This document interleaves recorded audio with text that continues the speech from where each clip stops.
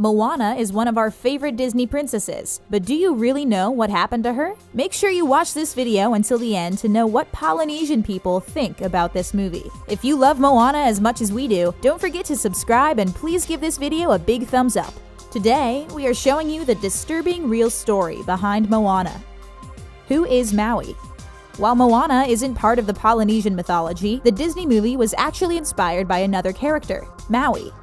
We can find this demigod in many cultures, but the creators decided to focus more on the Polynesian mythology. However, when they first looked at him, many people didn't recognize him. That's because Maui was supposed to be a slim young man, coming of age with a top knot on his head. We don't know what Disney did to him, but he ended up being huge and covered with tattoos, with long flowing hair on his shoulders. Actually, the animators first wanted Maui to be much thinner and bald, but they chose to change his physical appearance to make him look more heroic. Many people were upset with that choice, but we'll talk about this later. Maui's family looks really different too. In mythology, Maui actually had 4 brothers. He was also the son of a god and a mortal woman, making him a demigod, unlike what we see in the movie where he was abandoned by his parents and raised by a god. But just because he was a demigod doesn't mean that he was all good. Actually, the original story involved much violent stuff and things that should have only been seen by adults. This is why it was left out of the film that was meant to be seen by children. But there are actually some things that Maui can be proud of.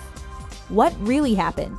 What did Maui do to be so popular in many cultures? The best known myth was that the demigod was the one who created the islands. It all started when Maui convinced his brothers to go on a fishing trip. But the demigod caught his magical fishing hook on the ocean floor. This was when he told his brothers that they should paddle as hard as they could because they had caught a big fish. They paddled so hard that they shored up several islands that would later make up the islands of Hawaii and many other islands. In another version of the story, he actually caught a huge fish, but his brothers opened it without his permission and it broke up into mountains, cliffs, and valleys. The legend says that if they had waited to open it, the islands would have been plain flat. One of his biggest accomplishments was also restraining the sun when he lassoed it with his sister's hair. He wouldn't let it go until the sun agreed to give them long days in the summer and short days in the winter. In the Hawaiian culture, Maui is also responsible for passing the secret of fire to humans. We actually hear about many of these stories in the song You're Welcome, but it was really easy to miss if you didn't know anything about the Polynesian culture. But no matter what, there are some things that Disney got right in this movie. What is right? Disney has often been accused of being insensitive with cultures, mostly when they turned Pocahontas' tragic story into a fairy tale. But this time, the creators wanted to make people proud. They have been interested in the demigod Maui, but Disney Animation Chief told them to go research before doing anything. This is why the creators went to Polynesia many times to meet a group of anthropologists, cultural practitioners, historians, linguists, and choreographers. These people helped them make sure that the story was accurate. This is why they deleted a scene where Moana threw a temper tantrum and hurled coconuts down on the sand because it was considered to be extremely offensive. They are also the ones who said that Maui couldn't be bald because that's where the power of the demigod came from. During their first trip, the creators also saw that Polynesian women were so beautiful that they should make the story about one of them. This is how Moana was created. Disney also cast Hawaiian voice actors who were encouraged to rewrite the lines to add more accurate Hawaiian slang. This is how there are some things that they actually got right. People loved to see that Moana was a strong Disney princess who didn't need a prince. They took the time to show some Polynesian traditions, and they made sure that the community was the most important part of the story. But can we really forgive them after all the things they did wrong? What is wrong? When people learned that Disney was making a movie about a princess from a different origin, many people were getting ready to be offended. And one of the first things that shocked them was how Maui looked. As we have said before, the demigod was supposed to be a teenager on the verge of manhood, but he was illustrated as a kind of buffoon, and some people thought that he looked kind of stupid. Others were also offended by his size, as they said it perpetuated offensive images of Polynesians as overweight. Some people didn't even want their kids to watch the movie because of that. It just got worse when Disney created a costume of Maui featuring a tattooed body stocking. It is not a surprise that this brown face caused a big controversy. People also didn't like how coconuts were used as a caricature of Pacific people. It just got worse when they depicted a whole race of people, the Kakamora, as evil coconuts. But the problem is that, according to the legend, they were simply short-statured people of the Solomon Islands. Disney had no right to portray them like that. And let's not forget that coconut can also be a racial slur against people from the Pacific Islands. And these are only some of the things that offended them. What Polynesian people think. But what do Polynesian people have to say about this? Will Varner from BuzzFeed asked some of his friends to talk about Moana. When the movie came out, some of them were excited to see people like them on the big screen, while others were getting ready to be offended. But they did love a lot of things about the movie, like the grandma, the raw color and beauty of the islands, the songs, and the community. They also all agreed that their favorite character was Moana. However, there are still some things that they didn't like. It is not a surprise that many of them didn't like how Maui looked. One of them also noted that women couldn't become chief in the Tongan culture. Surprisingly, many of them didn't like the giant crab, and one also said that coconuts just aren't scary. But no matter what, if they could change one thing, that would probably be some voice actors or the sound of the choir. Oh, and one of them couldn't handle the chicken, and another still argued that women can't become chief. But overall, they had to admit that it wasn't that bad. What do you think about Moana? Do you think that Disney did a good job, or they should have stuck to the real story? Don't be shy to answer in the comments section down below. We all love watching Disney movies, no matter how old we are. But if you ever read the original tales, you'll find out that they are absolutely not appropriate for kids. That's because we're not sure whether they are reading a love story or a horror story. Stay tuned until the end to know what really happened to Rapunzel. If you love Disney as much as we do, don't forget to subscribe, and please give this video a big thumbs up. Today, we are showing you 10 disturbing real stories behind Disney fairy tales. Snow White and the Seven Dwarfs. We all remember the story of Snow White, the young girl who ran away from her home because her stepmother was jealous of her beauty. She wanted the hunter to come back with her heart, but the princess had the chance to stay with the Seven Dwarfs. It didn't keep the evil queen from trying to get rid of her one more time and make her eat a poisoned apple. When we think about it, the Disney movie really sounds like a horror story too. But the original story is actually worse. In the Brothers Grimm version, the evil queen still wanted to get rid of her daughter, but this time she wanted the hunter to come back with her lungs and her liver. When he came back with the body parts of a boar, the queen immediately ate them, thinking they belonged to Snow White. But when she heard the truth, she tried to get rid of the princess 2 other times before giving her the poisoned apple. The evil queen sold her bodice laces that were so tight that she stopped breathing, and also gave her a poisoned comb. It was a warning to teach young girls that they shouldn't become vain. At the end of the tale, the evil queen was punished when she was forced to wear burning hot iron shoes and dance until she takes her last breath. Surprisingly, as grown-ups, we prefer this ending. Hey guys, we are so excited to announce we are producing our own original content. Head over to The Trendy for the best DIYs, fashion tips, makeup hacks, and so much more. We are sure you're going to love it. And be sure to let us know what you think in the comment section. We love to hear from you. See you there. Cinderella. In this story, a young girl is forced to work as a servant before her fairy godmother gives her the chance to go to the ball where she meets her Prince Charming. It looks really romantic, except when you think that he didn't even recognize the love of his life after that night. But you will find out that it's not that bad when you hear what really happened to Cinderella and her sisters. In the Brothers Grimm version, the princess didn't have a fairy godmother, but planted a tree by her mother's grave and prayed under it every day. This is where she found dresses to wear to each ball, as she went to 3 balls in this story. The prince only danced with her before the mysterious princess disappeared by jumping into a pigeon coop or climbing up a pear tree. This is why on the 3rd night he decided to set a trap to make sure that she wouldn't escape. The stairway was smeared with pitch, and this is why she lost a shoe. When he tried to find who it belonged to, this is when things go a little crazy. The sisters tried it and cut off their toes and their heels to fit in the shoes, but the prince noticed the blood. When Cinderella finally got married, they tried to attend the wedding, but their eyes were pecked out by birds. This is not what we call a happily ever after. Sleeping Beauty. This story was already weird to start with. A young woman falls asleep until she is saved by the kiss of a prince, but when you think about it, it is not romantic at all to kiss someone without their consent. But it is not that bad when you hear about the original story. In the original tale by Giambattista Basile called The Sun, the Moon, and Talia, absolutely nothing can ever be considered romantic. This time there are no fairies, but men who foretell that the princess will be put in great danger by a splinter of flax. The king tried to protect her, but on her 16th birthday she saw an old woman spinning on a spindle. When she tried to stretch the flax, it went under her nail and she passed away. When her father found out about this, he left the body of his daughter in his home and left this place forever. After some time, another king came to their home, and his falcon flew into the window of his palace. He entered the place and found a beautiful girl who couldn't wake up. This is when things get really inappropriate. He took her to bed and made love to her. Let's just tell you once again that dead girls can't consent. Talia became pregnant and gave birth to twins, and it's when his son sucked on her finger and removed the splinter of flax that she finally woke up. That's not romantic.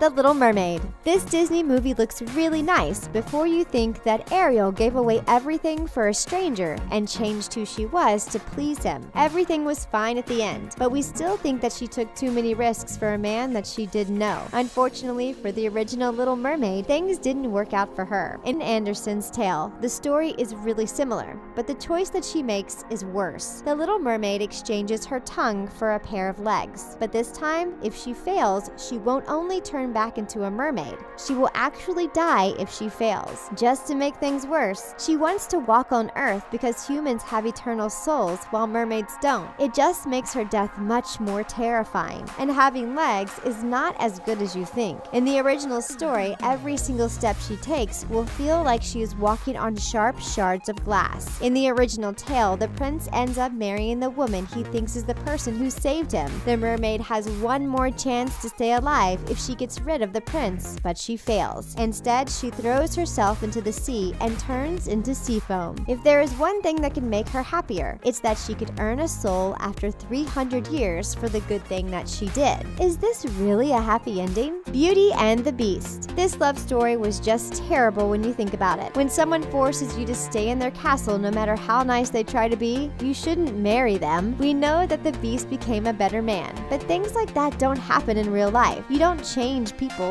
change themselves. This time, the original story from Jean-Marie Le Prince de Beaumont is not so far from what we saw in the two Disney movies. The young woman was named Beauty, which is actually the meaning of belle in French. Her father used to be a rich merchant, but things didn't really work out for him and he became poor. Beauty also had many siblings, including two evil sisters. Once again, his father ended up being the prisoner of the Beast because he stole a rose. The Beast told him that he would let him go in exchange for one of his daughters, and he accepted in exchange for things to give to his family. You know the rest of the story, but what is disturbing is that when Beauty came back home, her sisters were extremely jealous of her luxurious life. This is why her sisters forced her to stay, even though she promised the Beast that she would come back, because they wanted the monster to eat her alive. After all, she is better with the Beast than with her family. Aladdin. This time we have nothing against the main character. Even though Aladdin was a thief, he had a heart of gold. But we can't say the same thing about Jafar, who was trying to force Jasmine to marry him, which is not really a thing that kids should see. This time, the original story is really similar, but there is one thing that really surprised us. Aladdin used to live in China, which makes him Chinese and not Arab. We don't know why they changed this important detail, but we have to admit we love seeing the beauty of this country. Once again, the thief was recruited by a sorcerer to steal the magic lamp, but this time he pretended to be the little brother of Aladdin's late father. When he got the lamp, Aladdin even wanted to sell it in exchange for food until he met the genie. This time it was much easier to marry the princess, as he had just become rich and powerful to let the sultan's daughter fall into his arms. What is fun about this is that she used to be called Princess Badroulbadour, so we totally understand why they changed her name to Jasmine. The ending is more violent, as Aladdin gets rid of the sorcerer and then slays his brother disguised as a woman. But at the end, the couple lives happily ever after, so we could say that it's our favorite story for now.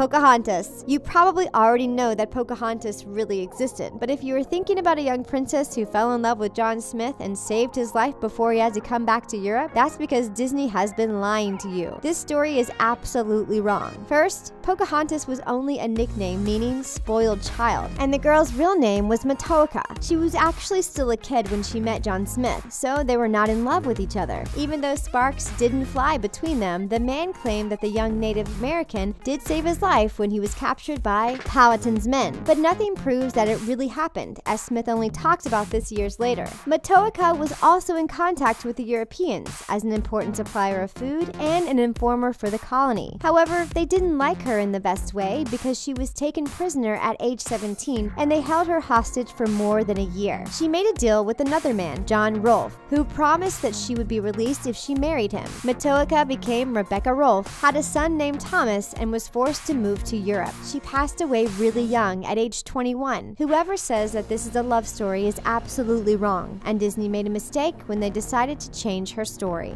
Mulan. Here's a woman that should be a role model. This time Mulan didn't want to be a housewife and decided to become a warrior instead, even if it meant that she had to risk her life and pretend that she was a man. She did face danger, but at least this time Disney didn't want us to believe that it was romantic. But did you know that the movie was actually inspired by a legendary warrior? You can read the original story of the Chinese tale, The Ballad of Mulan. Then a play was produced to show what happened to Hua Mulan. Some people think that this amazing woman really existed, and this is her story. We'll tell you about the main differences when we compare the tale to the movie. Mulan was actually a really skilled warrior and didn't have to train like the young woman that we saw in the movie. She grew up as a tomboy and her father taught her how to fight at a young age. Mulan didn't have to lie to her parents about wanting to go to war, and they even supported her because it was the most natural decision for her. She was also super confident from the start and obviously didn't have any sidekick. We also love that there was no big gender reveal. She just decided to share her secret, and everyone was okay with that. Why can't we see a movie about the real Mulan? The Princess and the Frog. This one is a classic, but it still took years before we had the chance to see the movie. And Disney really surprised us. We all thought it was weird to kiss a frog, and we're happy to see that Tiana thought the same thing too. But what really happened in the original tale? The young woman was not a waitress, but a real princess, the most beautiful one anyone has ever seen. She liked to go into the forest and sit on the edge of a cool well to play with a golden ball. She dropped it in the water and a frog offered to give it back to her as long as she would accept him as her companion and playmate. She said yes, but broke her promise when she came back home without him. The next day, the frog was at her door. She had to spend some time with him even if she was disgusted by the little creature. The princess became angry and threw him against the wall. This was when the frog turned into a beautiful prince who was now her companion. Surprisingly, he forgave her, and they came back to his kingdom together. So the girl was actually really mean in the original tale, and there was no kiss, so we absolutely don't understand where it comes from. For once, we think that Disney really did a better job.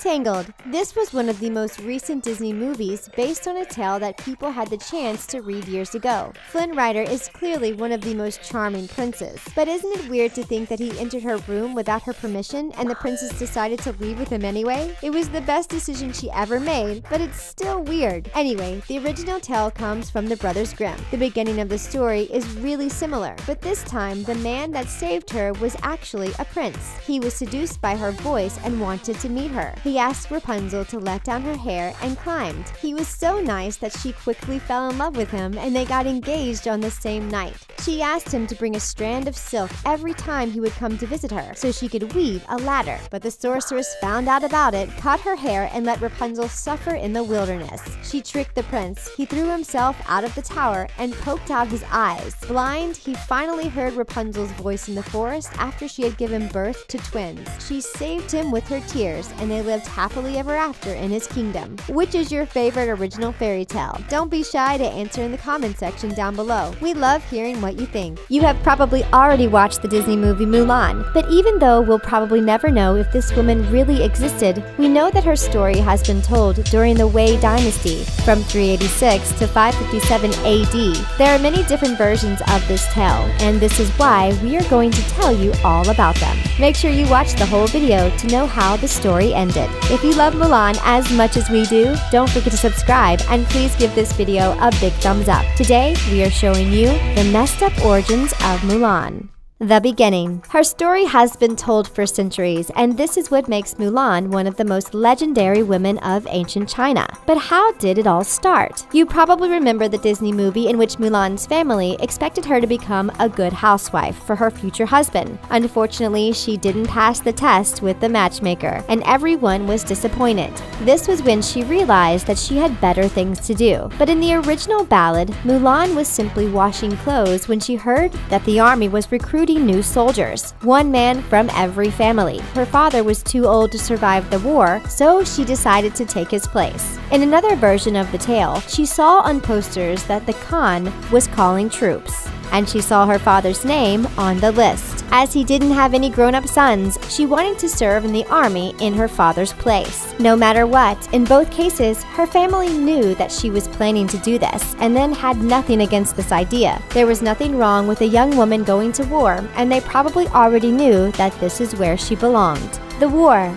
In the Disney movie, Mulan was not better than anyone else when she decided to go to war. She was really unskilled with weapons and had to learn how to be a man, but she had more ambition than any other, and this is when she trained harder to achieve her goals. But in the original tale, the young woman really knew what she was doing. In one version of the tale, her father thought that women should know how to fight too, and this is why she was said to have practiced with different weapons. The war hero was known for practicing martial arts, such as Kung Fu, and was also skilled with a sword. In another tale, she even had the chance to go to war with a sword, inherited from the ancestors of the family. In another version of the Ballad of Mulan, she simply bought a horse, a saddle, a bridle, and a long whip, and decided to leave her family for a couple of years. Oh, and as you can guess, there was no small dragon or funny cricket to help her in the original story. But you'll have to stay tuned to know for how many years she was part of the army and what happened at the end. The love story. If you watch the Disney movie based on Mulan, you probably know that she fell in love with the army captain, Li Shang. In the second movie, they got married and were directed by the emperor to escort his 3 daughters to a neighboring kingdom where they could get married. But was this actually part of the original tale? It's in only one version of this story that we can hear about him. It is believed that during the war, Mulan met an officer named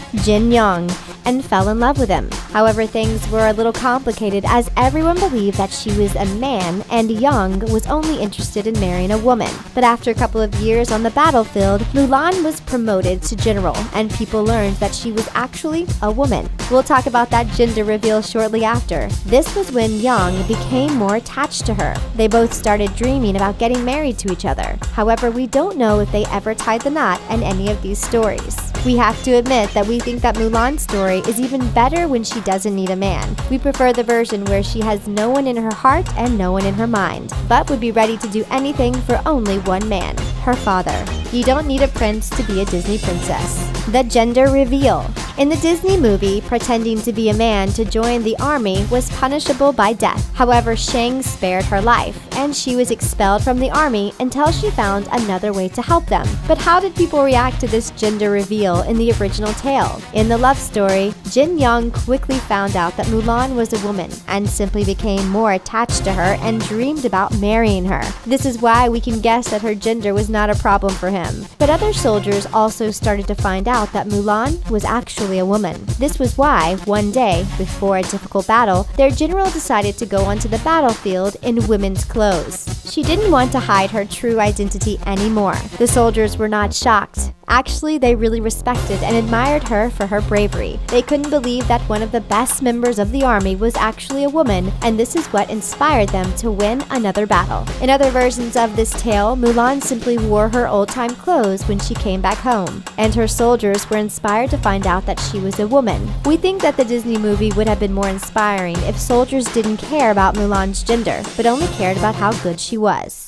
The ending. In the Disney movie, Mulan was praised by the emperor and the inhabitants of the city after saving China. She then declined his offer to become his advisor and asked to return to her family to present the gifts to her father. Most of the original tales are similar, but some of them are more tragic than others. In the Ballad of Mulan, the war hero actually fought for 12 years in the army and even became a general. She was offered many gifts, but the only thing she wanted was a horse. She took off her wartime gown and put on her old-time clothes. This is when some soldiers came to see her and realized that she was actually a woman. But in another version of this tale, Mulan returned home only to find out that her father had passed away. She didn't feel like a hero, but only thought that she lost the love of her life and was haunted by her experiences on the battlefield. This is how her life ended tragically. So which tale do you prefer? The Disney movie or the original story? We all know and love the Disney classic Pocahontas, but the truth behind the story is actually a lot more messed up than anyone ever thought. Stay tuned to find out why John Smith and Pocahontas may have never actually been in love. Are you new around here? Don't forget to give this video a big thumbs up and subscribe to The Things for more great content like this. Now on to the messed up real story of Pocahontas.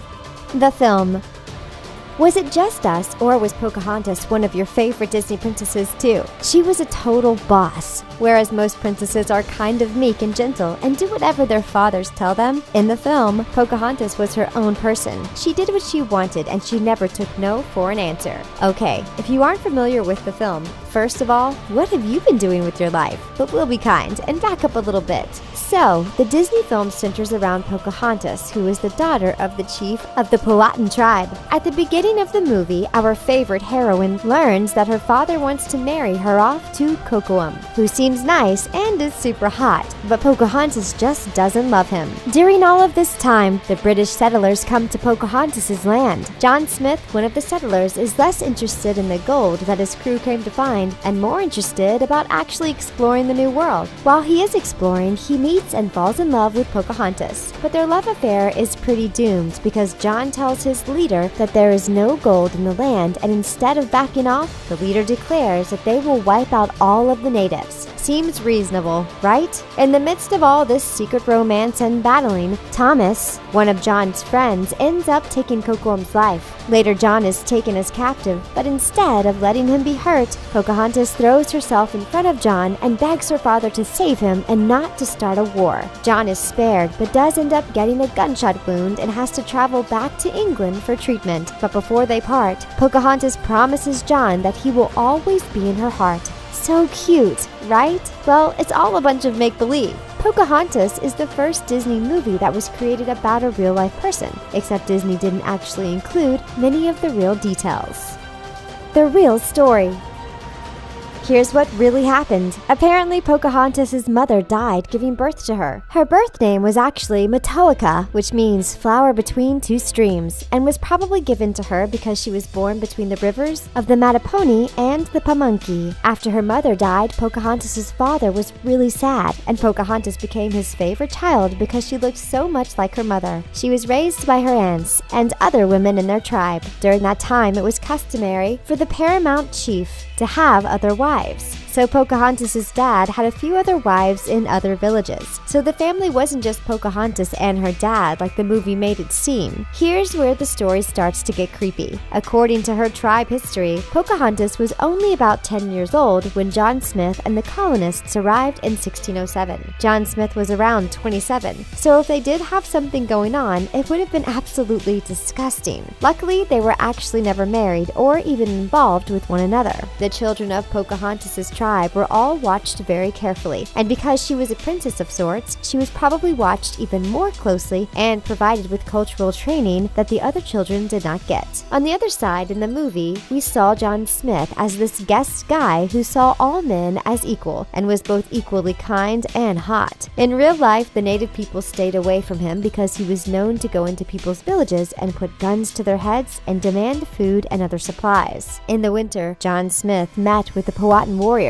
and ended up being captured by the chief's brother. Luckily for John, the Powhatans agreed with the English on one thing. They both feared being attacked by the Spanish, so they formed an alliance. After a while, the tribe began to like John and offered him a role as a leader and gave him a better area to live in. After many years passed, John said that Pocahontas saved his life during the 4-day process where he was initiated into a leadership position with the tribe. But according to written accounts from Pocahontas' tribe, that could have never happened. This is for a few reasons. First, the tribe wouldn't have been trying to hurt him if he was receiving such a big honor. Second, children weren't allowed in any of the ritual ceremonies, so Pocahontas wouldn't have been allowed to be in attendance. So though the movie showed Pocahontas selflessly throwing herself in front of John Smith, that never happened in real life. Pocahontas also never actually defied her dad to bring food to John Smith and his crew in Jamestown. Why not? Well, because Jamestown was 12 miles from where Pocahontas lived. There's no way a 10-year-old girl would have traveled that far alone, especially not a chief's daughter. If she did somehow manage to escape her father and her people to head to Jamestown, she would have had to cross several bodies of water. That would have required using one of the 400-pound canoes that her tribe had. There was no way she could have lifted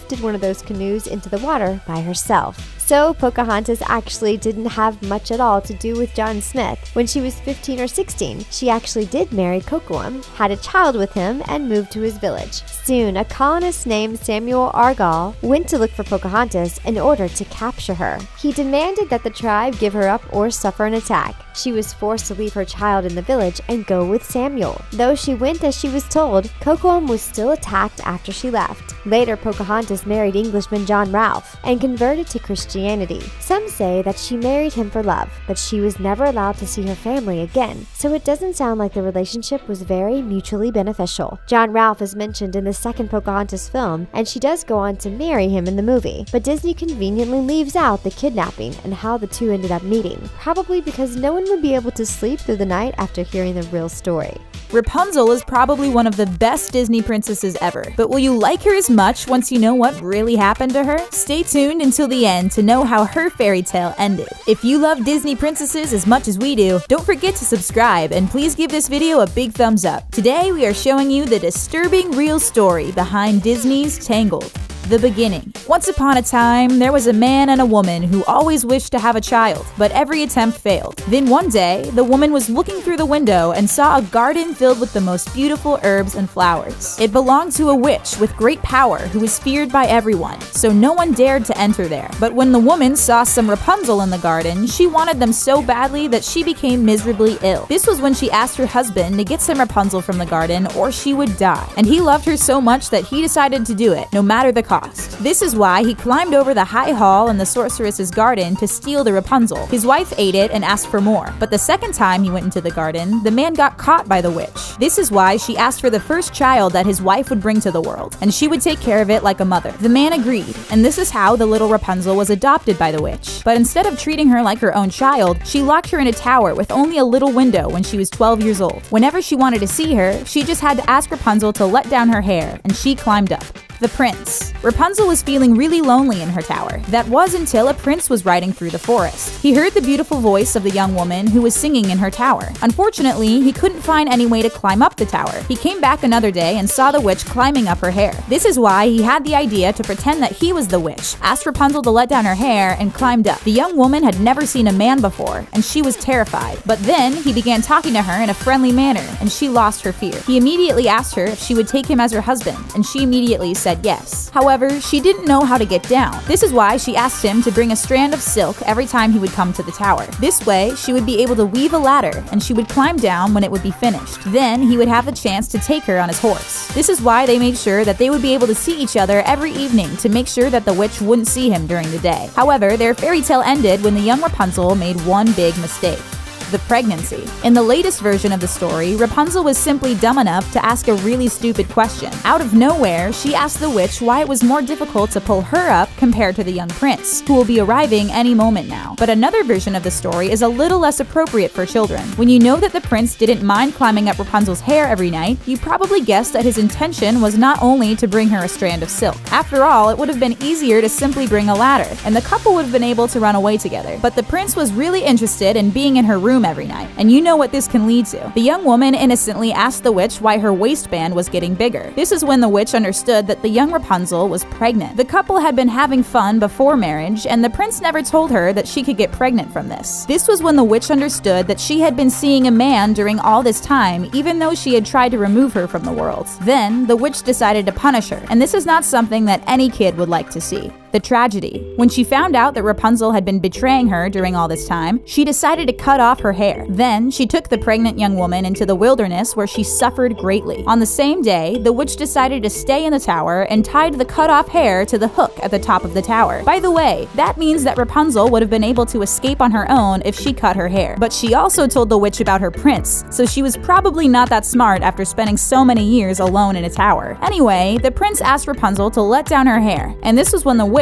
let down the cut-off hair to trick him. The prince climbed up the tower, and this was when he found the witch who was waiting for him. She told him, "You have come for your mistress, darling, but that beautiful bird is no longer sitting in her nest, nor is she singing anymore. The cat got her and will scratch your eyes out as well. You have lost Rapunzel. You will never see her again." The prince was overcome with grief, and he threw himself from the tower. He survived, but fell into thorns that poked out his eyes. The end. That couldn't be a fairy tale without a happy ending, but unfortunately, it wasn't as good as it seems. The prince had become blind, and he wandered around in the forest eating nothing but grass and roots. But the most terrible thing was probably that he lost the love of his life. That was until he finally found the place where Rapunzel has been living, with the twins she had given birth to. That means that she had given birth alone in the wilderness, even though she didn't even know what pregnancy was. The prince heard a voice that sounded familiar. He approached it, and this is when Rapunzel finally recognized him. The young woman then threw her arms around his neck, crying. 2 of her tears fell into his eyes, and the prince wasn't blind anymore. This was when he was able to lead her into his kingdom, where he and his new family were received with joy. In another version of the story, Rapunzel had to live alone in the desert, which makes things worse. But both stories had the same happy ending. The young couple then lived happily ever after with their 2 kids. Which story do you prefer? The original tale or the Disney movie? Don't be shy to answer in the comment section down below. We love to hear what you think. Once upon a time, our favorite Disney princesses belonged to very different fairy tales.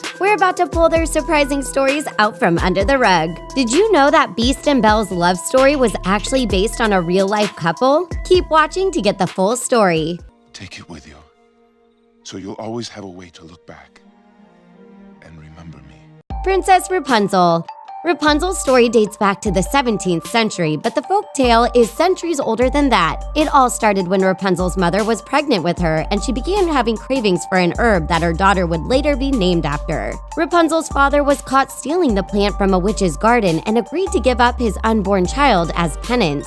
Consequently, Rapunzel was locked up and raised in a doorless tower. One day, a prince stumbled across the tower and climbed up unannounced. He fell in love with Rapunzel, who soon fell pregnant. When her pregnancy became obvious, the witch abandoned her in the desert. One night, the prince returned to the tower to find an ugly witch instead of his beautiful bride-to-be. You want me to be the bad guy? Fine. Now I'm the bad guy. He flung himself from the tower in disgust, blinding himself in the process. And if that wasn't bad enough, he went on to roam the desert for 7 years before crossing paths with Rapunzel again, who had given birth to a set of twins all on her own. Rapunzel's tears of joy cured the prince's blindness, and they returned to his kingdom to live happily ever after. Chief Moana. Unlike Rapunzel, Moana was purely invented by Disney. The story of demigod Maui, on the other hand, is a very popular one amongst Pacific Islanders. Disney chose to simplify his backstory by making him an orphan. They took one look and decided they did not want me. But Maui originally came from a big and complex family. The Maui myths are a part of Maui mythology, which follows the Maui brothers and their many accomplishments. Disney paid homage to the Maui Polynesian myths by adding some of the gods' victories into his lyrics. Maui was known for using his fish hook to pull up islands from the Pacific Ocean, which is said to have formed the Polynesian Islands. Although Moana's story starts and ends with Disney, Maui's is centuries old. Princess Anna and Queen Elsa. The Frozen Sisters story is loosely based on the Hans Christian Andersen's fairy tale The Snow Queen. You sacrificed yourself for me?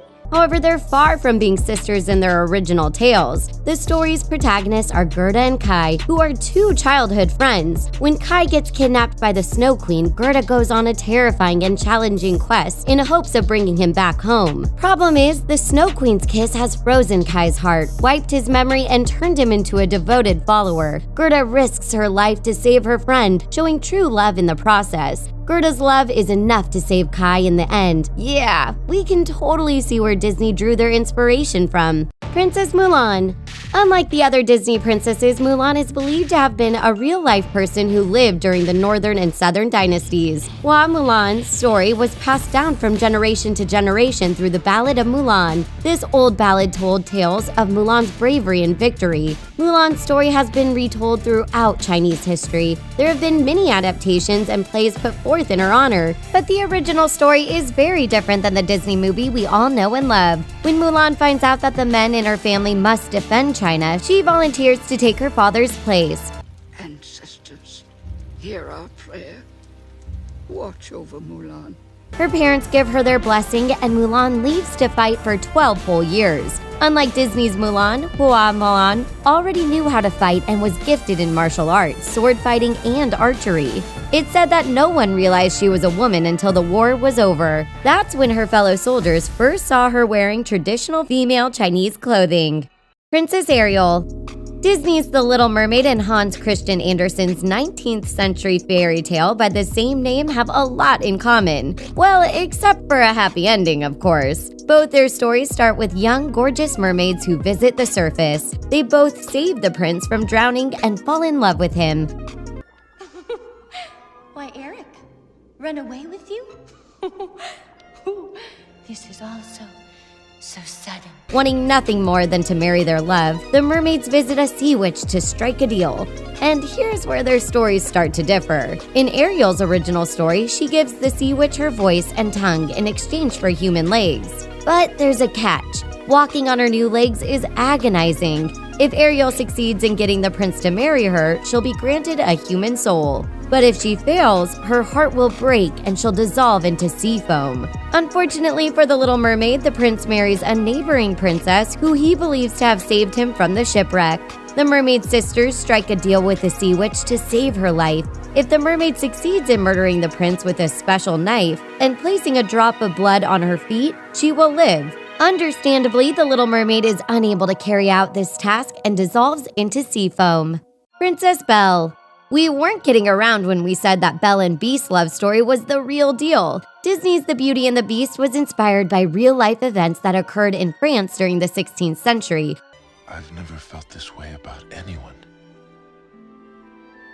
I want to do something for her. The fairy tale was written by French author Gabrielle Suzanne Barbeau de Villeneuve. She drew inspiration from Petrus Gonsalves and his bride-to-be Catherine's very peculiar romance. Petrus suffered from a condition called hypertrichosis, which caused him to grow thick hair all over his body and face. It made him look like a total beast, and he was treated as such by the townsfolk. Catherine and Petrus got married and had 7 children, and managed to live out their version of a happily ever after. So, there you guys have it, the real stories behind our favorite Disney princess movies.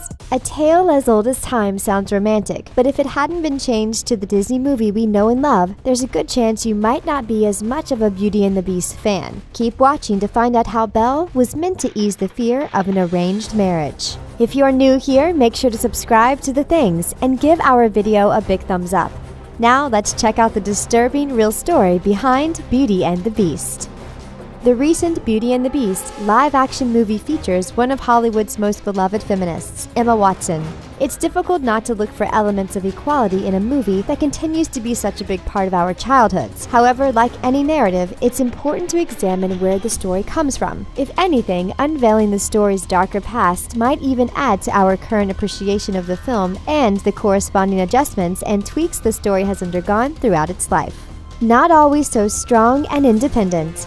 There are a lot of misconceptions when it comes to our interpretations of the love story between Belle and the Beast. For example, many fans perceive Belle's ability to make her own decisions as a sign of her independence, like when she courageously sets out to save her father. This is impressive for a Disney princess as she strives to defy the patriarchy that tries to limit her usefulness to solely her good looks. Some have gone as far as viewing Belle as a feminist character. Though this may be true for our perspective in our current social climate, the tale originated as part of the oral storytelling tradition. This would have been decades prior to any social or civil rights movement, making it impossible for Belle to be a feminist in her cultural and historical context.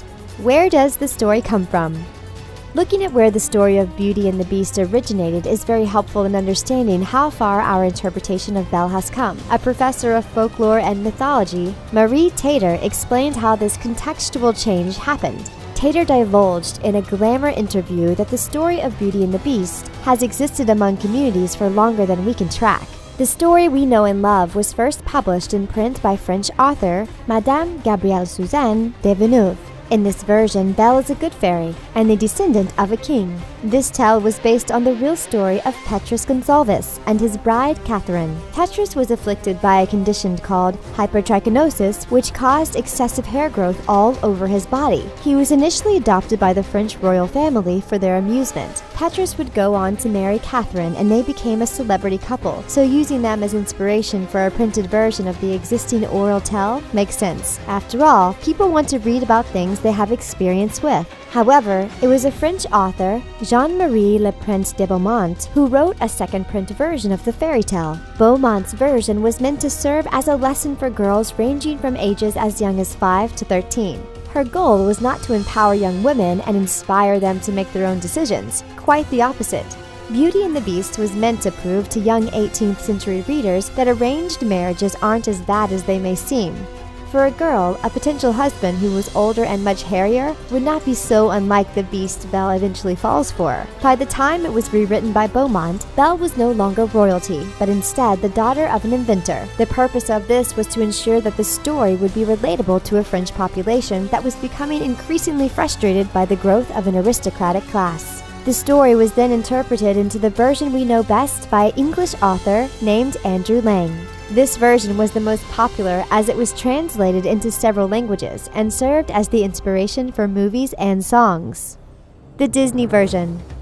Finally, in the most recent live-action film, director Bill Condon added another modification. In this version, Belle is an inventor who creates a washing machine to provide her with more time for reading. The nature of the invention has also been criticized as relying too heavily on gender roles. We can use this as a true testament of how far audiences have come. The Disney animated and live-action narrative suggests that Belle makes an independent decision to save her father and sacrifices her own freedom in exchange. The Beast, depicted as angry and violent, eventually succumbs to Belle's intelligence and kindness, and they find a love that transcends appearance. This is not the case in the original story. Instead, Belle is sent to live with the Beast, who is more attractive and offers her any luxury she desires. By the end of the story, she accepts her situation and falls in love with the creature she's been destined to marry. This would not have been too unlike young girls who were forced to marry older men. Another theory presented by Tater is that the Beast serves as a metaphor for fear itself. Following this logic, the Beast is a representation of Belle's fears. Once she confronts these fears and feels at peace with them, she is able to see the Beast for who he is, as her judgment is no longer clouded by her concerns. Essentially, through the scary image of the Beast, the audience is supposed to learn that the worst part of being held captive against your will is your fear. Once you move past that, you will see that life isn't as bad as it seems. Disney found a way to flip this on its head, making sure that the Beast's insecurities were the reason for his harsh attitude towards the rest of society that had exiled him. The takeaway.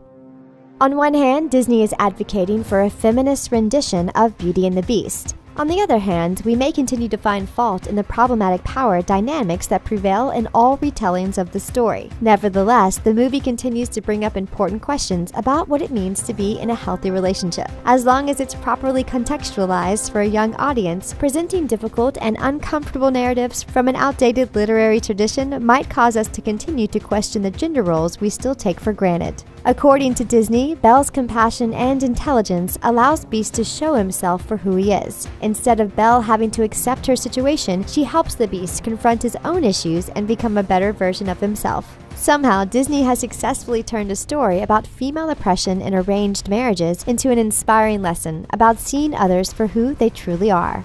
The Disney movie Aladdin is full of colorful and funny characters singing catchy songs as they fly around on a magic carpet. It's a high-flying tale of romance, magic, and adventure. But the real story is actually pretty messed up.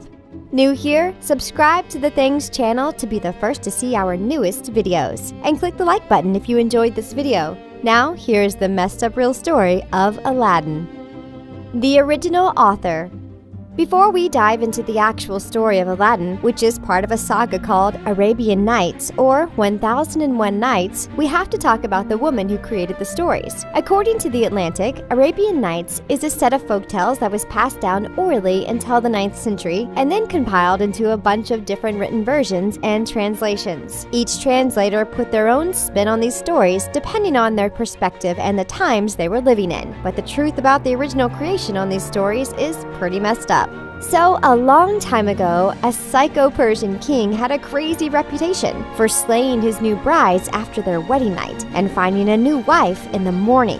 There was a clever chick by the name of Shahrazad who knew about the king's reputation. She was forced to marry this deranged lunatic, but she had a little trick up her sleeve. Every night before he went to sleep, she would tell the king a story and end it with a cliffhanger to keep him in suspense. This kept the king hooked while ensuring she would live another night because he wanted to find out how the story ended. This girl basically invented the cliffhanger in order to save her own skin. The result was a series of folktales that have been handed down over the years, translated into a bunch of different languages, and eventually became a Disney movie that we all loved. Shahrazad probably would have loved Robin Williams' portrayal of the genie. A common theme in these stories is the cleverness of women to overcome oppression. Acclaimed Lebanese author Hanan al-Sheikh, who retold stories of Arabian Nights, had a very interesting take on this series. She said she believes Shahrazad's power over the king does not stop with her ability to keep herself alive by entertaining him. Ultimately, she exerts far more power over him than that. The author says each story was a plea for reason and mercy. Through all these stories, she is trying to influence the king and maybe even brainwash him. These stories, Hanan al-Sheikh believes, slowly taught the king to give up his evil tendencies and hatred of women. In her stories, Shahrazad mirrors her own predicament. All of her characters are pleading for life in their own way. She cleverly disguised these stories, making the characters and topics slightly different. But the author pointed out that the main point of these stories is that you cease to be a human being if you steep yourself in brutality and evil. It's important to note that the story of Aladdin was not added to the collection of Arabian Nights until much later by a French translator named Antoine Galland. Still, the story of Aladdin suddenly becomes much more intriguing when you think about a woman making it up on the spot for a mad king in order to save her own life. The origin. Many people know that Aladdin was originally set in China. Because of the storyteller's Persian roots, Hollywood set the story in the Middle East with films like The Thief of Baghdad from 1924 and 1940, and of course Disney's Aladdin. But actually, the character Aladdin was Chinese, and originally he wasn't a crafty orphan either. The first version depicted him as a lazy dude who lived at home with his mom. That's far less appealing, right? No wonder they changed the part. The Disney film was originally to be set in Baghdad, but the US was attacking Baghdad in the first Gulf War while the film was in production, so Disney decided to change the setting to the fictional city of Agrabah. Probably a good idea on their part. Racism. There are a lot of racial stereotypes in Disney's animated version of Aladdin, but did you know that they actually had to change the lyrics to the opening song because it was considered super racist? Arab American activists protested and caused Disney to change the lyrics after the film had already been released, which is unprecedented. We'll get to those lyrics in a minute. The song wasn't the only thing the Arab community had a problem with. According to Don Bustany, the president of the Los Angeles chapter of the American Arab Anti-Discrimination Committee, there still remains the very sleazy, burlesque character in the prologue, and the scene where a merchant is going to cut off the hand of Princess Jasmine because she took an apple from his stand to give to a hungry child. Bustany said what's even worse is that the supporting characters are all depicted as nasty, mean people. While the Aladdin character Jasmine and her father speak with no accent, standard Americanized English, all the bad guys speak in foreign accents. The lesson is that anyone with a foreign accent is bad. He called it horrendous racism. Now back to those song lyrics. Part of the original lyrics in the opening number of Aladdin sang about a faraway place where the camels roam, where they cut off your ear if they don't like your face. Then the lyrics say, it's barbaric, but hey, it's home. Yikes. That's pretty dicey for a Disney cartoon. After angry protests and criticism from the Arab community, Disney changed the lyrics to have the characters sing about a faraway place where it's flat and immense and the heat is intense. They left the part where they say it's barbaric. Disney made the change after several meetings with the Arab American Anti-Discrimination Committee. Disney Distribution President Dick Cook said it was something they did because they wanted to do it. He said in no way would they ever do anything that would be insensitive to anyone, so on reflection they changed it. Still, the Arab American Anti-Discrimination Committee was not completely happy with the change and requested to have the word barbaric removed from the song as well. But Disney refused, saying that the word barbaric referred to the land and the heat, and not to the people. What do you think? Should they have changed the word barbaric? It appears we still have a long way to go with learning how to be kind, inclusive, and tolerant. But as Aladdin has taught us, it's never too late to apologize and make things right. Let's hope Disney has learned from this and applies it to the remake. They have an opportunity to create a film from a story that was born from horrible oppression and perhaps turn it into a triumph of the human spirit, an inclusive celebration of culture, and a few more catchy tunes that have us tapping our toes rather than shaking our heads. We all love The Lion King, but do you know that it was actually based on a real story? And it wasn't just one. Stay tuned to hear more about the strange biblical story that was one of The Lion King's main inspirations. If you're new here, make sure to subscribe to The Things and give our video a big thumbs up. Now, let's check out the disturbing real story behind The Lion King. Hamlet. Did you know that The Lion King was actually a loose adaptation of Shakespeare's Hamlet? The stories share a lot of similarities, and if you take away the adorable animals, it's actually pretty disturbing. It's hard to believe such a heartwarming Disney movie could share the same story as one of Shakespeare's longest plays. To make things worse, the story of Hamlet was actually based on a true story, so keep that in mind when you watch The Lion King. Stay tuned to hear a summary of Hamlet and some of the similarities this disturbing story shared with one of our favorite Disney movies. We'll also show you another weird story that was an inspiration for a lot of Lion King moments. The real story. Hamlet is all about the Prince of Denmark, the depressed and bitter son of the late King Hamlet. Just like Simba, the Prince of Denmark was an only child without any other siblings, so all focus is on him throughout the play. Hamlet's story begins when we get to meet his uncle Claudius, who has already become a king. It's implied that there's a chance this was done by intentionally ending his brother's life. Sounds familiar? Yes, but we bet it's also pretty disturbing when there's actual people involved, right? But let's continue. Hamlet also has a friend from college called Horatio, who helps him on several occasions throughout the story. He also ends up falling out with two university friends after it's revealed they're just spies who are actually working for Claudius. Things get even more complicated. In the early stages of the story, Claudius marries Hamlet's mother and becomes his own enemy's stepfather. When Hamlet hears the details of his father's murder from a ghost who claims to be his father's spirit, he decides to take revenge. To make things even worse, Claudius is not the only person young Hamlet has to worry about. When his father was still alive, he won the battle for a disputed piece of land and ended up killing King Fortinbras. The king's son now also wants to avenge the death and the land that once was owned by his father. The story of Hamlet takes an even darker turn in the third act when Hamlet's revenge plan to kill Claudius goes wrong. Instead, he ends up ending the life of Polonius, who was revealed to be Claudius's spy. To make things even more twisted, Polonius has a daughter, Ophelia, who's madly in love with Hamlet, but she also ends up not surviving the play. Polonius's son is desperate to avenge his father's accidental death and ultimately achieves this in the final act of this dark story. The long story is full of mysteries and dark twists that are full of symbolism and disturbing imagery. In fact, one of the most frequent symbols refers to flowers, as every flower mentioned in the story has a completely different meaning that defines the character it's intended for. But it seems like Hamlet is also full of various characters dying because of revenge or accident, which seems to also be one of the main themes in the play. So now you know the brief summary of what Hamlet's all about. Let's talk about the actual similarities to The Lion King. Similarities. As we mentioned before, both Hamlet and Simba were princes without any brothers or sisters. They both also feature a crazy uncle that's jealous of their father's success and wants to take the crown away from them. Both characters also have a single love interest. Of course, both of their fathers are also murdered. While King Hamlet's death isn't quite clear as the only details of the act come from a ghost, we all know far too well what happened to King Mufasa. Another interesting detail is that both fathers reappear as ghosts. Mufasa appears to Simba in the stars, and King Hamlet's an actual ghost. Both characters are also sent to exile. Simba grows up with Timon and Pumbaa, while Hamlet travels to England and even survives an attack by pirates. Both stories are also heavily marked by the tone of revenge, although that might be less obvious in The Lion King. But Simba does take revenge, and we all know hyenas end up taking care of Scar. Claudius, on the other hand, is killed with a sword and poisoned wine. Both stories also have a highlighted internal struggle that drives the main characters to their ultimate acts. In The Lion King, we see Simba struggle with the decision to become a king as he's too ashamed of his past and childhood mistakes. On the other hand, Hamlet has to decide whether or not he wants to take revenge by ending another person's life.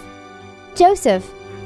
But it's not just Hamlet. The Lion King also shares a few similarities with the biblical story of Joseph, and the writers admitted they took inspiration from the Old Testament's book of Genesis. The story focuses on Joseph, the over-ambitious son of Jacob. Jacob had 10 other children who were all aware that Joseph was the favorite. They wanted revenge and sold Joseph to slave traders while telling their father that his son was killed by wild animals. After a long journey with plenty of moments in between, Joseph eventually ends up in a position of power and allows him to punish his brothers and becomes reunited with his father. He also has the power over the land and makes sure his family is well off for the rest of their time, while the story of Hamlet is definitely the one that shares more characteristics and similarities to the one and only Lion King. The Disney movie was actually inspired by plenty of biblical stories like this one. And to be completely honest with you, they're all kind of disturbing when you realize these are human characters and not adorable animals and lions that are just learning how to roar.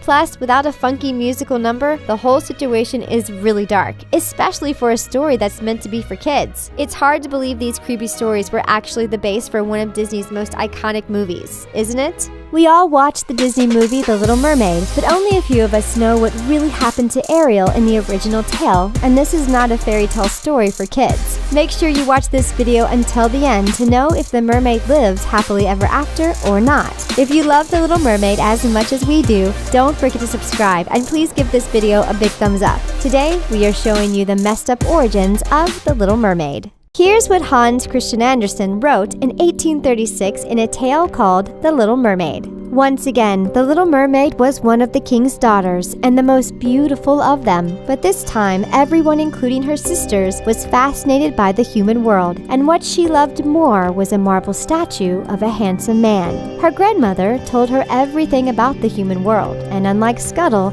she was actually really wise. She told the Little Mermaid about the day when she was going to turn 15 and have the right to rise up out of the sea, sit on the rocks in the moonlight, and see what is happening on the land. The Little Mermaid, who was the youngest daughter in her family, waited several years for that day. Her sisters kept talking about what they saw, and the youngest couldn't wait for the day when she was going to see it too. At first, they were amazed, but after visiting this place too often, they became indifferent and didn't care anymore. When the moment she had been waiting for finally came, the Little Mermaid rose to the surface of the sea. This is when she saw a boat, came closer to it, and noticed a really handsome prince. It was love at first sight, but then a storm came. Her man fell in the water, and she had to save him.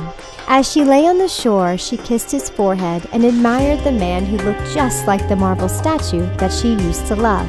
She waited until someone came to help him and then left. The Little Mermaid couldn't forget this man, and she spent many nights in the water near his palace to watch the young prince. Unlike her sisters, she kept loving this new world more every time. She learned more about him every day, and even heard the fishermen talking about how great he was. The Little Mermaid wished that she could be part of his world. However, she realized that they were actually really different. In this tale, humans could die while mermaids could live up to 300 years. But humans also had a soul that lives forever, while sea creatures just ceased to exist when they died. This was one of the main reasons why the Little Mermaid wanted to become a real woman. Her grandmother tried to convince her that mermaids lived to be much happier and much better than humans, but the young girl didn't mind. She could die for her prince if it meant being happy as stars in the sky forever. But her grandmother told her that the only way she could have an immortal soul was if the man fell in love with her. If they ever got married, his soul would glide in her body, and they would be united. This is why, while everyone was at the ball, she decided that she would do anything it would take to meet her prince. Her grandmother told her that a fishtail was beautiful under the sea, but looked disgusting on earth, and this is why she had to find a way to have legs. She went to see the sorceress, and even the sea witch said that she was stupid, but there was something she could do for her. The Little Mermaid could drink a draught that would make her tail disappear and turn into legs that would make her the prettiest little human being they ever saw. But this transformation will feel as if a sword was passing through her, and every step she takes would feel like she was treading upon sharp knives. If she could bear with this, the sorceress would help her,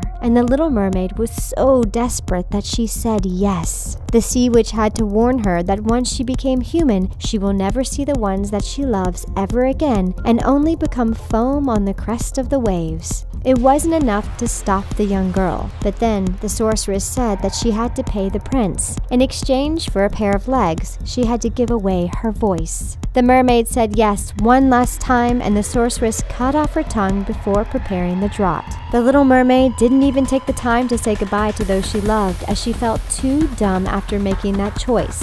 When she rose up through the dark blue waters to go on the shore and drink the magic draught, she felt like a two-edged sword went through her delicate body and fell, just like she was dead. As she discovered from the sharp pain, a prince stood beside her. He took her to his palace, but every step she took felt as if treading upon the points of needles or sharp knives. But she mostly felt dumb, as she couldn't speak when this handsome man tried to talk to her. She was jealous when she heard a beautiful slave singing. Her voice was so beautiful that the prince was only looking at her, but the Little Mermaid stole the show when she finally had the chance to dance with the prince, even though she was suffering during all this time. She spent more and more time with her lover, kissing and cuddling, but she kept smiling while she couldn't stop thinking about the pain. As the day passed, she was more in love with the prince, but he loved this silent girl only as he would love a child and not as his future wife. He even called her his dumb child. The prince needed to find a beautiful princess to marry, but he only had one on his mind. He kept thinking about the woman who saved his life, and the Little Mermaid couldn't tell him that it was her.